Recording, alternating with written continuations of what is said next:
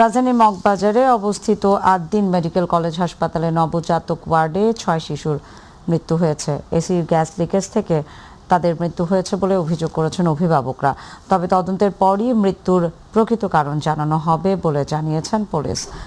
DMP commissioner Mosleh Uddin Ahmed বলেন, ৬ নবজাতক শিশু সহ ১১ জন মা পোস্ট অপারেটিভ রুমে অবস্থান করছিলেন। ঠান্ডা অনুভূত হওয়ায় এসি বন্ধ রাখতে অনুরোধ করেন এক নবজাতকের মা। পরে নার্স এসি ১ ঘন্টার মতো বন্ধ রাখেন। এরপর গরম অনুভূত হওয়ায় এসি চালু করতে বললে প্রথমে ২ শিশু অসুস্থ হয়ে পড়ে। এর কিছুক্ষণ পর বাকি ৪ শিশুও অসুস্থ হয়ে পড়ে। চিকিৎসাধীন অবস্থায় ৬ শিশুর মৃত্যু হয়। হাসপাতাল পরিদর্শন করে স্বাস্থ্য অধিদপ্তরের অতিরিক্ত মহাপরিচালক জাহিদ রায়হান জানায়, ঘটনা তদন্তে ৩ সদস্যের কমিটি গঠন করা হয়েছে। ৭২ ঘন্টার মধ্যে রিপোর্ট দেওয়ার নির্দেশ দেওয়া হয়েছে। বুধবার সকালে মগবাজারের ৮ দিন মেডিকেল কলেজ হাসপাতালের পোস্ট অপারেটিভ রুমে ছিলেন ১১ জন মা ও ৬ নবজাতক। হাসপাতাল কর্তৃপক্ষ জানায়, সকাল ৬টার দিকে দায়িত্বরত নার্স দেখতে পান কয়েকটি শিশু অসুস্থ হয়ে পড়েছে। দ্রুত তাদের এনআইসিইউতে নেওয়া হলে ২ শিশুকে মৃত অবস্থায় পাওয়া যায়। পরে আরও ৪ শিশুর মৃত্যু হয় চিকিৎসাধীন অবস্থায়।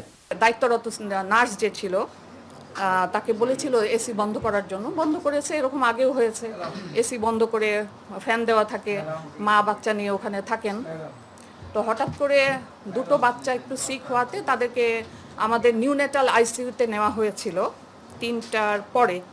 নিউনেটাল আইসিইউতে ডাক্তাররা দেখার পরে ভাইটাল সাইন্স দেখেছে যে বাচ্চা ভালো আছে, তো তাদেরকে আবার ওয়ার্ডে নিয়ে যেতেও বলেছে। ৬টার দিকে হঠাৎ করে দায়িত্বরত নার্স সে দেখেছে, মারাও তাদের কাছে বলেছে যে বাচ্চাকে অসুস্থ মনে হচ্ছে। ওই সময় খুব দ্রুত ৬ জন বাচ্চাকেই আমাদের নিউনেটাল আইসিইউতে নেওয়া হয়েছে। দুপুরে হাসপাতালে যান স্বাস্থ্য অধিদপ্তরের কর্মকর্তারা। তারা জানান, ঘটনার তদন্তে ৩ সদস্যের কমিটি গঠন করা হয়েছে। ৭২ ঘন্টার মধ্যে রিপোর্ট দেওয়ারও নির্দেশ দেওয়া হয়েছে। ব্যবস্থাপনার কোনো ত্রুটি আছে কিনা এবং এই মৃত্যুর কি কারণ, এটিকে সঠিকভাবে নির্ণয় করার জন্য ইতিমধ্যে মাননীয় মন্ত্রী স্বাস্থ্য ও পরিবার কল্যাণ মন্ত্রণালয় ওনার নির্দেশক্রমে একটি উচ্চপদস্থ একটি ইনকোয়ারি কমিটি ইতিমধ্যেই আমরা গঠন করেছি। যে ১ ঘন্টা বা ২ ঘন্টার মধ্যে ৬টা বাচ্চা হঠাৎ করে কেন মারা গেল, সুতরাং এটা তদন্ত করার জন্য, এবং আপনারা শুনে আশ্বস্ত হবেন এখানে অলরেডি সিআইডির টেকনিক্যাল এক্সপার্ট যারা এসি এবং অন্যান্য ইলেকট্রিক ইকুইপমেন্টসের ম্যানেজমেন্ট ব্যাপারে যারা এক্সপার্ট, তারা ওই রুমটা বন্ধ করে তারা কিন্তু তাদের মতো তদন্ত করছেন। এই তদন্ত রিপোর্টটা আমাদের কাছে ডেফিনেটলি আসবে, সেই অনুযায়ী আমরা একটা সিদ্ধান্তে আসতে পারবো। ইউসুফ আলী, মাই টিভি, ঢাকা। ঈদযাত্রার শেষ দিনে রাজধানী বাস টার্মিনাল এবং রেলওয়ে স্টেশনে যাত্রীদের উপচে পড়া ভিড়। বাস কাউন্টারগুলোতে টিকিট না পাওয়ার অভিযোগ যাত্রীদের। অতিরিক্ত ভাড়া আদায় করলে কঠোর ব্যবস্থা নেওয়ার হুঁশিয়ারি দিয়েছেন সড়ক পরিবহন ও সেতু মন্ত্রী শেখ রবিউল আলম। এদিকে নির্ধারিত সময়ে ট্রেন না পাওয়ার অভিযোগ করছেন ট্রেন যাত্রীরা। প্রতিকূল আবহাওয়ার কারণে ট্রেনে কিছুটা বিলম্ব হচ্ছে বলে জানান রেলওয়ে মহাপরিচালক। আরও জানাচ্ছেন রাকিব হাসান। রাত পোহালেই পবিত্র ঈদুল আজহা, তাই শেষ মুহূর্তে নারীর টানে বাড়ি ফিরছেন রাজধানীবাসী। রাজধানীর মহাখালী বাস টার্মিনালে দেখা যায় যাত্রীদের উপচে পড়া ভিড়। একের পর এক বাস ছেড়ে যাচ্ছে টার্মিনাল থেকে। কাউন্টারগুলো থেকে দেয়া হচ্ছে এসি নন এসি বাসের টিকিট, তবে এর জন্য যাত্রীদের অপেক্ষা করতে হচ্ছে দীর্ঘ সময়। কেউ কেউ অভিযোগ করছেন অতিরিক্ত ভাড়া আদায়েরও। 1 ঘন্টা যাবত দাঁড়ায় আছি, কিন্তু টিকিট পাইতেছি না। 1000 টাকা করে ভাড়া, এরপর আমাদের ময়মনসিংহ পর্যন্ত নামায় দিব, আমি যাবো তারাখান্দা পর্যন্ত। সকাল 11:30টার দিকে মহাখালী বাস টার্মিনাল পরিদর্শনে আসেন সড়ক পরিবহন ও সেতুমন্ত্রী শেখ রবিউল আলম। পরিদর্শন শেষে তিনি জানান, অতিরিক্ত পরিবহনের চাপের কারণেই কিছুটা ধীরগতি সৃষ্টি হয়েছে মহাসড়কগুলোতে। কোনো জায়গায়, বিশেষ করে যমুনা সেতুর আগে চন্দ্রাতে একটু টেইল আছে, একটু ধীর গতিতে যাচ্ছে, বাকি স্মুথলি যাচ্ছে। কারণ 7টা লেন থেকে গাড়ি গিয়ে যখন 2 লেনে যাচ্ছে, তো সেখানে গাড়ির গতি কমবে, ধীরে যাবে, সেটাই স্বাভাবিক, এবং সেখানে ম্যানেজমেন্টও ঠিক আছে।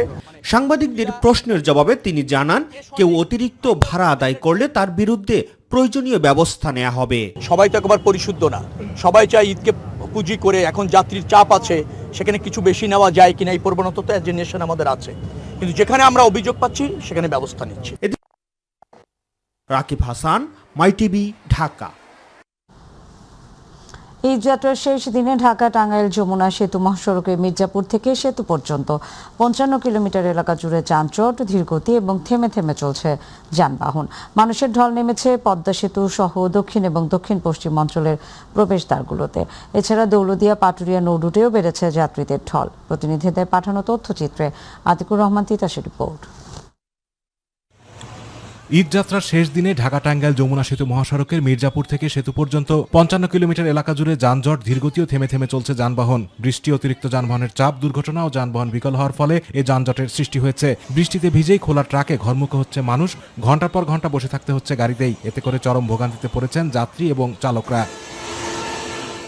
সড়কের মির্জাপুর, করটিয়া, টাঙ্গাইল বাইপাস, এলেঙ্গা, যমুনা সেতু পূর্বপার যাত্রীদের ব্যাপক ভিড় রয়েছে। অতিরিক্ত ভাড়া নেওয়ার অভিযোগ করেছেন তারা। পুলিশ বলছে, ঘরমুখো মানুষদের নির্বিঘ্নে বাড়ি ফেরাতে সড়কে 1000 সদস্য কাজ করছেন, সাথে সেনাবাহিনী ও বিজিবিও রয়েছে মহাসড়কে। ঈদযাত্রার শেষ মুহূর্তে মহাসড়কের মানুষের ঢল থাকলেও নেই যানবাহনের ধীরগতি। ঢাকা টাঙ্গাইল ও ঢাকা ময়মনসিংহ মহাসড়কে অনেকটা স্বাভাবিক গতিতে চলছে যানবাহন। যানজট নিরসনে বিভিন্ন স্থানে কাজ করছে আইন শৃঙ্খলা বাহিনীর সদস্যরা। রাতভর ঢাকা ময়মনসিংহ ও ঢাকা টাঙ্গাইল মহাসড়কের যানবাহনের চাপ ও মানুষের ঢল থাকায় বিভিন্ন স্থানে থেমে থেমে যানজটের সৃষ্টি হয়, তবে সকালের দিকে পরিস্থিতি অনেকটাই স্বাভাবিক হয়ে আসে। পবিত্র ঈদুল আজহাকে ঘিরে ঘরমুখো মানুষের ঢল নেমেছে দক্ষিণ ও দক্ষিণ পশ্চিম অঞ্চলের প্রবেশদ্বারগুলোতে। ঈদযাত্রার তৃতীয় দিনে পদ্মা সেতু ও ঢাকা মাওয়া এক্সপ্রেসওয়েতে যানবাহনের ব্যাপক চাপ লক্ষ্য করা গেছে, তবে কোথাও বড় ধরনের যানজটের সৃষ্টি হয়নি। সকাল থেকেই পদ্মা সেতু ও ঢাকা মাওয়া এক্সপ্রেসওয়েতে যাত্রীবাহী বাস, ব্যক্তিগত গাড়ি, মোটরসাইকেল ও পণ্যবাহী যানবাহনের চাপ ছিল চোখে পড়ার মতো। তবে টোল প্লাজায় অতিরিক্ত লেন চালু রাখা, মোটরসাইকেলের জন্য পৃথক লেন ব্যবহার এবং আইন শৃঙ্খলা বাহিনীর কঠোর তৎপরতার কারণে যান চলাচল সম্পূর্ণ স্বাভাবিক রয়েছে। কালবৈশাখী ঝড় ও বৈরী আবহাওয়ার কারণে দৌলতদিয়া পাটুরিয়া নৌরুটে 1.5 ঘন্টা বন্ধ থাকার পর ফেরি চলাচল স্বাভাবিক হয়েছে। দুর্যোগপূর্ণ আবহাওয়ায় দুর্ঘটনা এড়াতে সকাল 7টা থেকে এই রুটে ফেরি চলাচল বন্ধ রাখে কর্তৃপক্ষ। পরে পরিস্থিতি স্বাভাবিক হলে সকাল 8টায় আবার যাত্রা শুরু করে ফেরিগুলো। বিআইডব্লিউটিসি দৌলতদিয়া ঘাটের সহকারী মহাব্যবস্থাপক জানান, বর্তমানে 15টি ফেরি দিয়ে এই নৌরুটে যানবাহন পারাপার স্বাভাবিক রয়েছে। আতিকুর রহমান তিতাস, মাই টিভি। দর্শক, মহাসড়ক পরিস্থিতি জানাতে এই মুহূর্তে গাজীপুরের চন্দ্রা থেকে যুক্ত হচ্ছেন সহকর্মী AKM শিশির। শিশির, চন্দ্রা মহাসড়কের যানজটের পরিস্থিতি কেমন লক্ষ্য করছেন, আমাদেরকে বিস্তারিত জানাবেন।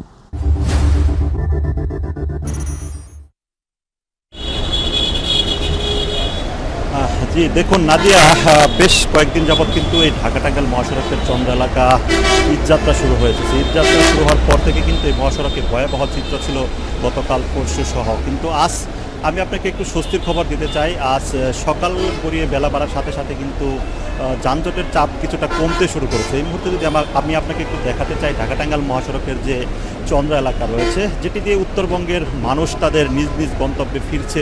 আজ কিন্তু গাড়ির কিছুটা চাপ রয়েছে। শেষ মুহূর্তের যে ঈদযাত্রা, সেই ঈদযাত্রায় মানুষ কিন্তু তাদের বাড়িতে ফিরছে। আমরা আশেপাশের যে সার্ভিস লেনগুলো রয়েছে সেখানেও কিন্তু তেমন গাড়ির আজকে ওরকম জটলা দেখা যায় না। আগামীকাল ঈদুল আজহা, অথচ এখনও কিন্তু অনেক মানুষের ঢল রয়েছে এই চন্দ্রাতে। যাত্রীদের সঙ্গে কথা বলেছি। ঢাকা টাঙ্গাইল মহাসড়কের চন্দ্রায় পূর্ব পাশের যে পথ রয়েছে সেই পথে কিন্তু যানবাহনের দীর্ঘ সারি রয়েছে। আজ কিন্তু যাত্রীর সংখ্যা অনেক কম। এই মুহূর্তের চিত্র কিন্তু অন্যান্য দিনের চাইতে আজ অনেকটা উল্টো রয়েছে এই মহাসড়কটিতে গতকালকেও প্রায় 40 কিলোমিটার এলাকা জুড়ে ভয়াবহ যানজট ছিল, সেটি কিন্তু পেরিয়ে আজ অনেকটা স্বস্তির পথই কিন্তু দেখা যাচ্ছে। আমি বেশ কয়েকজন যাত্রীদের সাথে কথা বলেছি, তারা জানিয়েছেন যে গতকাল থেকে কিন্তু এখানে অনেকে দাঁড়িয়েছিল, আজ সকালে অনেকে গাড়ি পেয়েছে, গণপরিবহন পেয়েছে, তারপর কিন্তু পরিবহনে উঠে কিন্তু তাদের নিজ নিজ গন্তব্যে যাচ্ছে। পরিবহন সংকট থাকার কারণে গতকাল আমরা দেখেছি বেশ কিন্তু অনেক যাত্রী। দর্শক, এবার ঢাকা টাঙ্গাইল মহাসড়ক যুক্ত হয়েছিলেন চন্দ্রা মহাসড়ক থেকে শিশির। এবার আমাদের সাথে যুক্ত হবেন ঢাকা টাঙ্গাইল মহাসড়ক থেকে সহকর্মী রায়হান, তিনি জানাবেন মহাসড়কের সার্বিক পরিস্থিতি। জি ধন্যবাদ আপনাকে। আমি রয়েছি ঢাকা টাঙ্গাইল মহাসড়ক কুমিল্লা এলাকায়। আজ বাদে কালকে ঈদ, এই ঈদকে সামনে রেখে কিন্তু উত্তরবঙ্গের মানুষ নারীর টানে বাড়ি ফিরছে ঈদ করার জন্য। আপনাকে একটি জিনিস জানিয়ে রাখি, যমুনা সেতু থেকে কিন্তু মির্জাপুর পর্যন্ত দীর্ঘ 50 কিলোমিটার যানজট। আমরা চালক এবং যাত্রীদের সাথে কথা বলে যেমনটি জানতে পেরেছি, তারা দীর্ঘ 6 থেকে 7 ঘন্টা এখানে দাঁড়িয়ে আছে। চালক এবং যাত্রীরা আমাদেরকে যেমনটি জানিয়েছেন যে পুলিশের তৎপরতা এখানে নাই, সেজন্য এই যানজটের সৃষ্টি হয়েছে।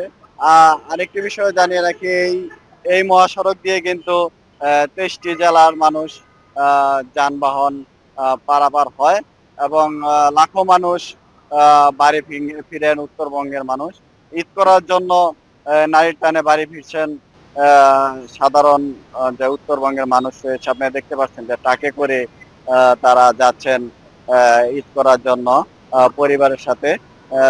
আরেকটি বিষয় জানিয়ে রাখি, এই মহাসড়কে 56,000 যানবাহন পারাপার হয়েছে, টুল আদায় হয়েছে 4 কোটিরও বেশি। এই ছিল ঢাকা টাঙ্গাইল মহাসড়ক নিয়ে সার্বিক পরিস্থিতি। দর্শক, এবার যুক্ত হব আমাদের সহকর্মী পারভেজ রাসেলের সঙ্গে। তিনি রয়েছেন বরিশালে, সেখানকার ঘাট পরিস্থিতির খবর তার কাছ থেকে জেনে নেওয়ার চেষ্টা করব। পারভেজ, ঈদ যাত্রায় নদীপথের পরিস্থিতি আপনি কেমন দেখছেন, আমাদেরকে বিস্তারিত জানাবেন।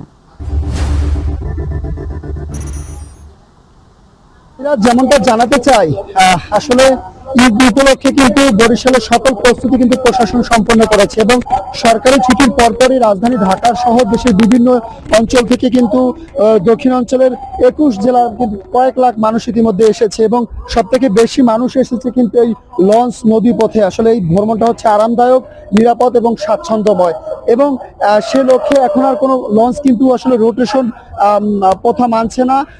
যাত্রী হলে পরে কিন্তু ছেড়ে আসছে রাজধানী সহ দেশের বিভিন্ন অঞ্চল থেকে বরিশাল এই পল্টনে এবং আজ কিন্তু বরিশাল থেকে একটি মাত্র লঞ্চ যাবে বা ঢাকার উদ্দেশ্যে এবং এই লঞ্চগুলো যখনই যাত্রী ভরে সেই অনুসারে চলে আসে। এখন আর ওই সকালেই যে আসবে এমনটা নয়, যখন যে লঞ্চ আসতে পারে জোয়ারের অনুকূলে হয় বা জোয়ার ভাটার হিসেব করে এখন লঞ্চ চলাচল করছে না, যাত্রী ভরলেই চলে আসে সেই লঞ্চগুলো। শুধু এখানেই নাই, এখান থেকে বরগুনা, পিরিজপুর, ভোলা সরাসরি অনেক লঞ্চ আছে ঢাকা থেকে, সেসব জায়গায় কিন্তু লঞ্চ যাচ্ছে।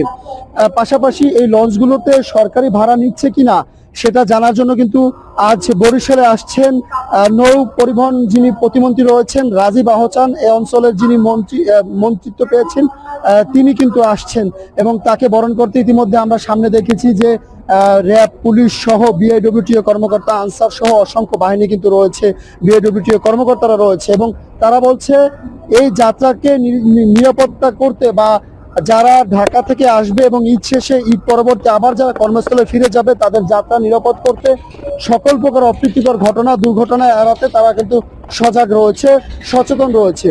এবং আমরা কথা বলেছি নৌ পুলিশের সাথে, কোস্টগার্ডের সাথে এবং পুলিশ প্রশাসনের সাথে। তারা নিশ্চিত করেছে যে বিগত দিনের যে দুর্ঘটনাগুলো, অনাকাঙ্ক্ষিত দুর্ঘটনাগুলো বা অতিরিক্ত যাত্রী বোঝাই অথবা অতিরিক্ত ভাড়া নেয়ার যে অপব্যবহারটা ছিল সেটা কিন্তু আর হবে না বা সেভাবে কিন্তু আর যে এই যে অপপ্রচার বা যে অবৈধভাবে মানুষকে জিম্মি করে ভাড়া নিত সেই কিন্তু সেটা আর তারা করতে দিবে না। সে লক্ষ্যেই কিন্তু আসলে আজকে এই নৌ পরিবহনের যিনি মন্ত্রী তিনি কিন্তু আসছেন এখানে।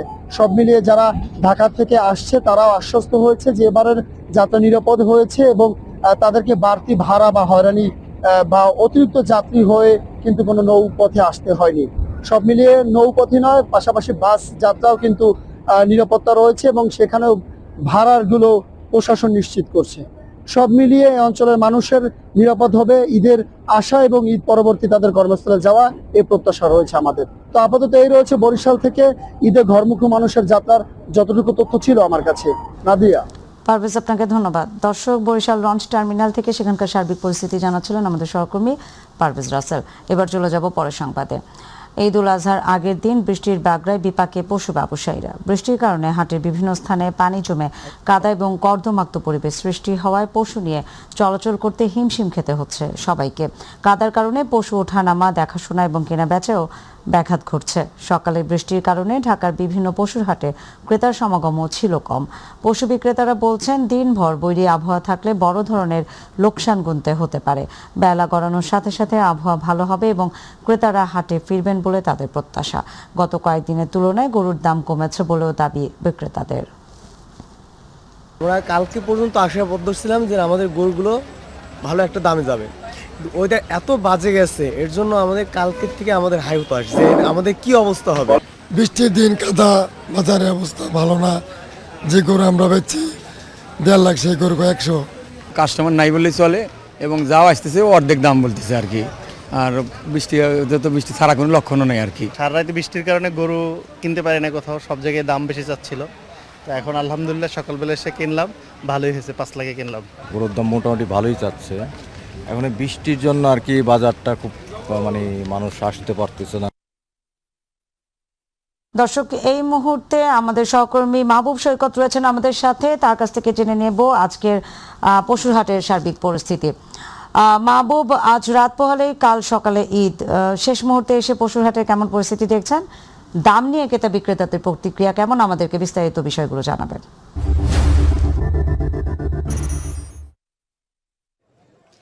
অনেক ধন্যবাদ। রাজধানী ঢাকার 2 সিটি কর্পোরেশনে কিন্তু 22টি সিটি কর্পোরেশনের অনুমোদিত 22টি যে হাট রয়েছে, তার মধ্যে আমি এখন রয়েছে উত্তর সিটি কর্পোরেশনের আফতাবনগর যে গরুর হাট, অস্থায়ী হাট এটি, আমি সেখানে রয়েছি। আপনারা দেখতে পাচ্ছেন যে এখনও এই আফতাবনগরের হাটে কিন্তু প্রচুর সংখ্যক গরু রয়েছে, পশু রয়েছে, এবং পাশাপাশি গরু, পাশাপাশি ছাগল এবং আমরা অন্য অন্য ভেড়া সেগুলো দেখেছি। যদি হাটের পরিস্থিতি বলি, তা হচ্ছে যে আবহাওয়া এখন খুবই সুন্দর, একই সাথে বলা যায় যে ক্রেতা বান্ধব এই হাটটি, কারণ হচ্ছে ক্রেতাদের পছন্দ মতো প্রচুর গরু রয়েছে, দামও ঠিক তাদের পছন্দ অনুযায়ী রয়েছে। যদিও একটু হতাশা এই মুহূর্তে রয়েছে যারা পাইকার রয়েছেন তাদের, আমরা একটু তাদের সাথেই কথা বলি, তাহলেই বোঝা যাবে তাদের অবস্থাটা কি।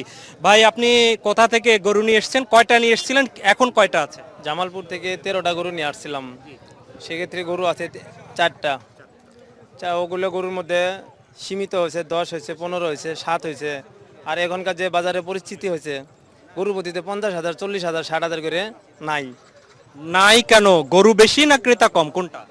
গরু বেশি এটা না, ক্রেতা কম, এর লেগেই গরু বেচা কেনা হইতেছে না। এই যে যে গরুটি আছে, একটু আমাদের ক্যামেরা হাসান বিশ্বাস একটু যদি দেখান, সেটি হচ্ছে এই গরুটি আপনি কত চাচ্ছেন আর ক্রেতারা কত বলতেছে, ছাড়বেন কততে?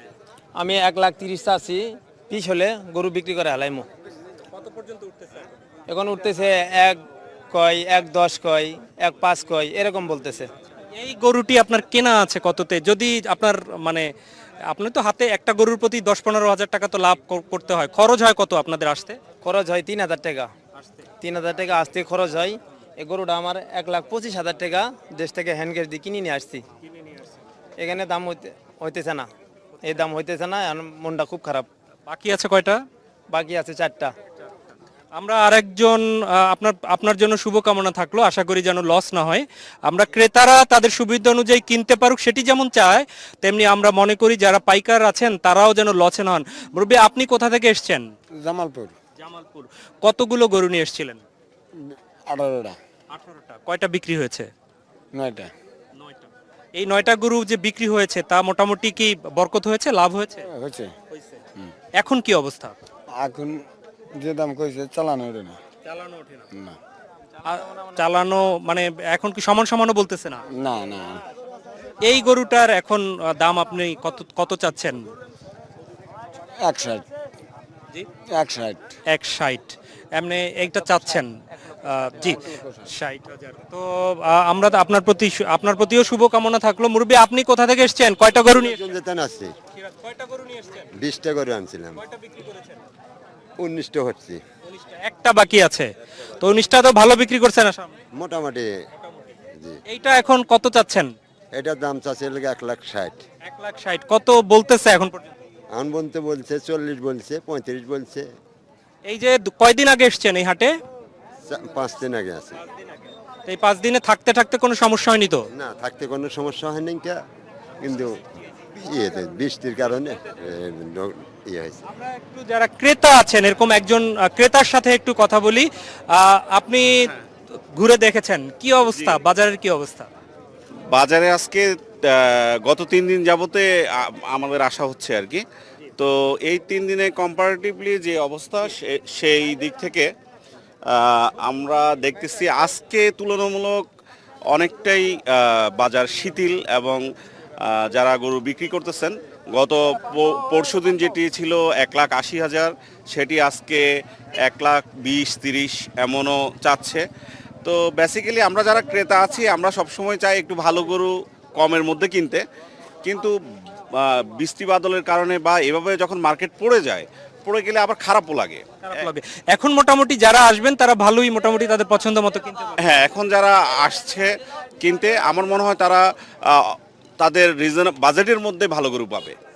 আসলে শুনতে পেলেন, আমরা এখানে যাদেরকে দেখেছেন যে প্রচুর ভর্তি একদম গরু নিয়ে বসে আছেন। আমরা আরেকজনের সাথে একটু জিজ্ঞেস করি, আপনি কোথা থেকে কয়টা গরু নিয়ে আসছেন? আমি সিং ত্রিশাল থেকে 5টা গরু নিয়ে আসছি। এখন কয়টা আছে হাতে? এখনো 4টা আছে হাতে। কেন এখনো বিক্রি হচ্ছে না কেন? এত সুন্দর গরু বিক্রি হচ্ছে না। আমরা গরুর যে কাঙ্ক্ষিত দাম সেটা আমরা পাইকার যারা আছি তারা এখনো পাচ্ছি না। আসলে শুনতে পেলেন এই গোটা এলাকা জুড়ে এখনো কিন্তু অনেক গরু আছে এবং খুবই সুন্দর সুন্দর গরু। মোটামুটি ক্রেতা যারা রয়েছেন তারা আমার মনে হয় যে তাদের পছন্দ অনুযায়ী দামেও পাবেন, এবং বিক্রেতা যারা শেষ সময় যেহেতু তারা চাচ্ছেন যে শেষ সময় তারা মোটামুটি কেনার দামেও যদি তারা বিক্রি করতে পারেন সেই বিক্রি অনুযায়ী তারা বিক্রি করতে চাচ্ছেন। তো এখনকার মতো গরুর হাট হচ্ছে এই হচ্ছে পরিস্থিতি। আমরা পরবর্তী সংবাদে আরো বিস্তারিত জানিয়ে দিব। ধন্যবাদ মাহবুব, আপনাকে ধন্যবাদ। দর্শক, আফতাবনগর পশুরহাট থেকে আমাদের সঙ্গে যুক্ত হয়েছিলেন সহকর্মী মাহবুব সৈকত। চলে যাব পরের সংবাদে। পবিত্র ঈদুল আজহাকে সামনে রেখে রাজধানীতে নেওয়া হয়েছে নজিরবিহীন নিরাপত্তা ব্যবস্থা। জাতীয় ঈদগাহ এবং বিভিন্ন ঈদ জামাতে 4 থেকে 6 স্তরের নিরাপত্তা বলয় গঠন করেছে ডিএমপি। ঈদের দিন ঢাকা জুড়ে দায়িত্ব পালন করবেন 15,000 পুলিশ সদস্য।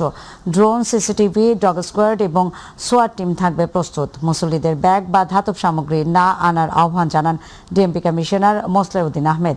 এ সময় নারী মুসল্লিদের জন্য আলাদা প্রবেশ পথ এবং বিশেষ নিরাপত্তা ব্যবস্থার কথা জানিয়ে স্থানীয় সরকার প্রতিমন্ত্রী মীর শাহে আলম বলেন, নিরাপত্তার স্বার্থে মুসল্লিদের আগেভাগে ঈদগাহে আসতে হবে।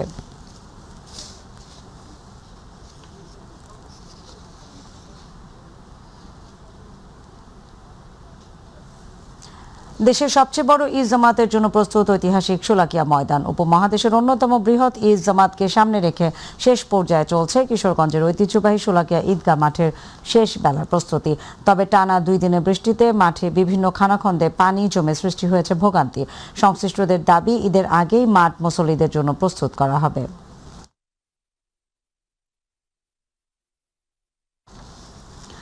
ঈদ মানে শুধু একটি দিনের নাম নয়, ঈদ মানে মানুষের একসঙ্গে দাঁড়ানো, একই কাতারে ফিরে আসা। সেই মিলনের অপেক্ষায় প্রস্তুত দিনাজপুরের ঐতিহাসিক গৌড়ে শহীদ বড় ময়দান। লাখো মুসল্লির অংশগ্রহণকে সামনে রেখে শেষ হয়েছে প্রস্তুতি। নিরাপত্তা, শৃঙ্খলা এবং মুসল্লিদের সুবিধা নিশ্চিতে কাজ করছে জেলা প্রশাসন এবং পুলিশ প্রশাসন।